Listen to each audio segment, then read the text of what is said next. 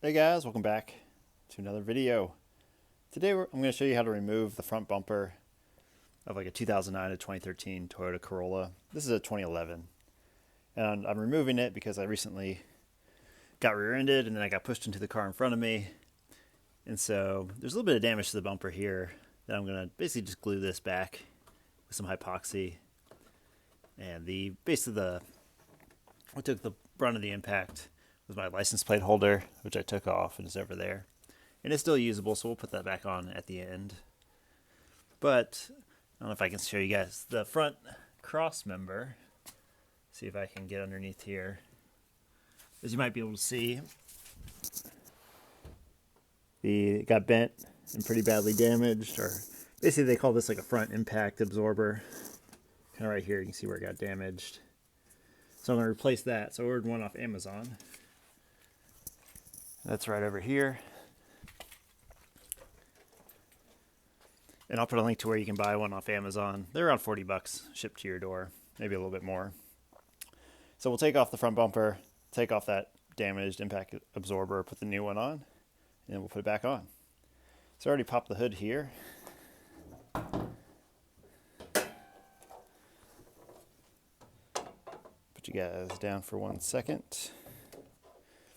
But I believe it's mostly just taking some clips off and some screws. So I believe we got a clip here and some different bolts that we're going to have to take off. You kind of see where this one kind of got damaged, this clip. Probably from the accident.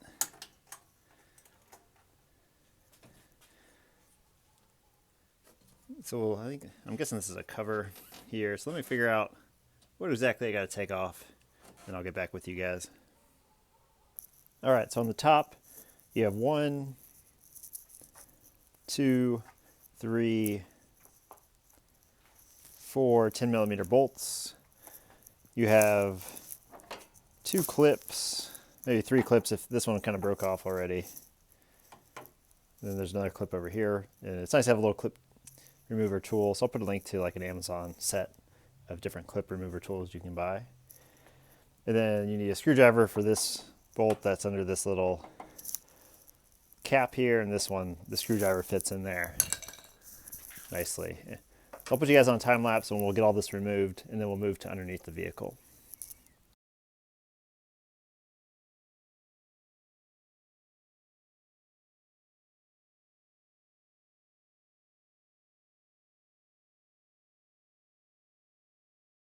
Alright guys, got all the top hardware off, and bumper's already starting to come off.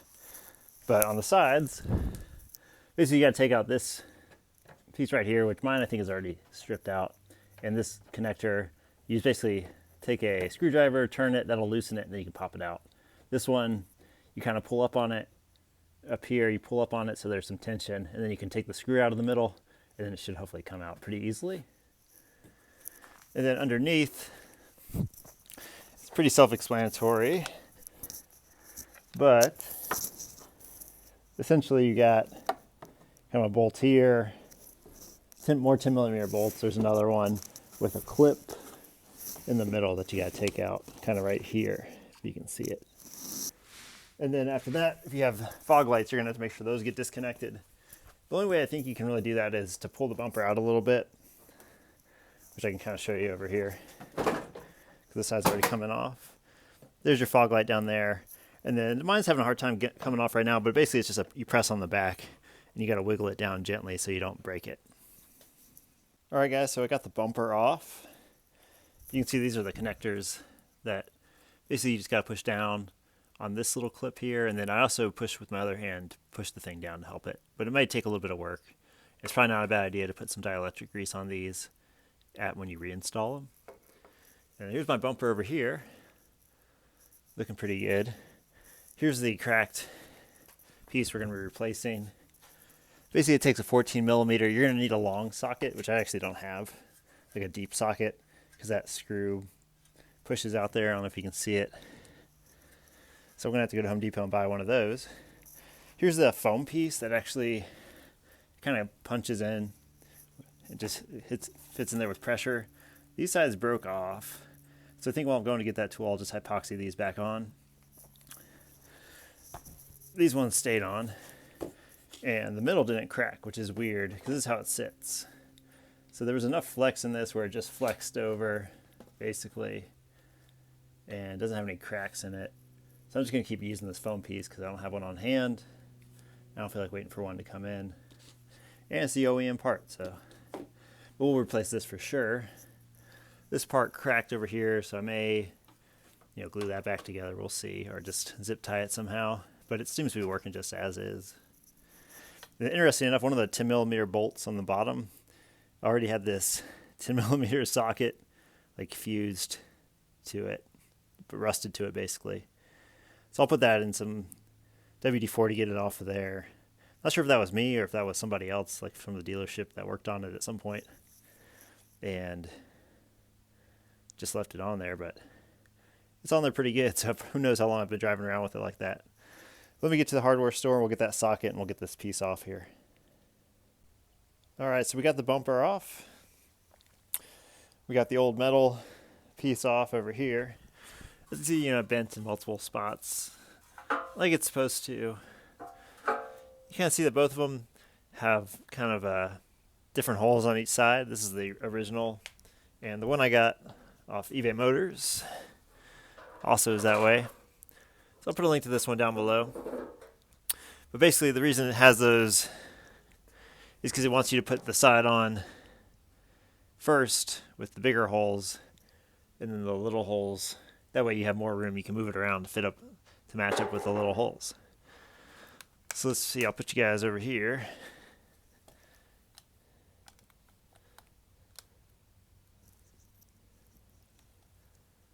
And we will see if we can get this on.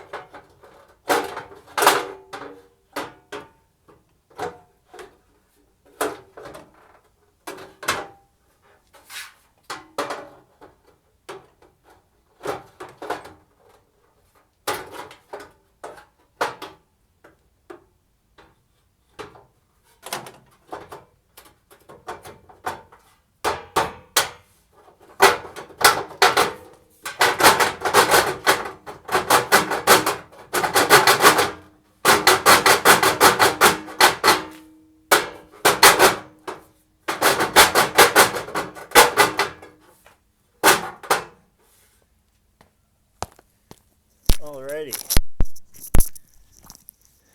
So that took a little bit of effort there. Basically just like that rocking motion and then making sure you're putting each side kind of on equally. And then, so it's on pretty close. And then I'll use the bolts essentially to line it up some more. So let me, I'll put you guys on a time lapse and we'll bolt this up.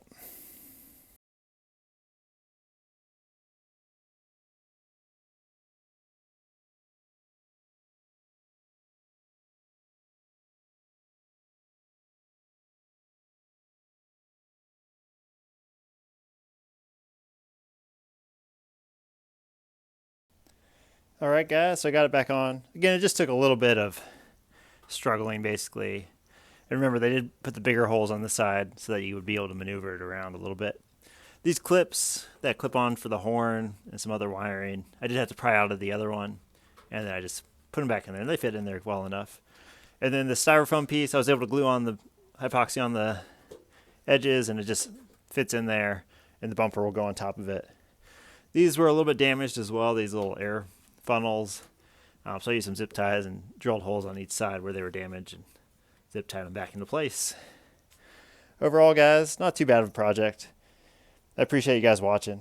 If you guys found the video helpful, make sure to like it. Make sure to subscribe. Again, I'll put links to all the tools I used, as well as where you can get these different parts that I put on the car down below. If you enjoy Toyota Corolla content, make sure to subscribe. I do a lot of Toyota Corolla videos. I appreciate you guys watching.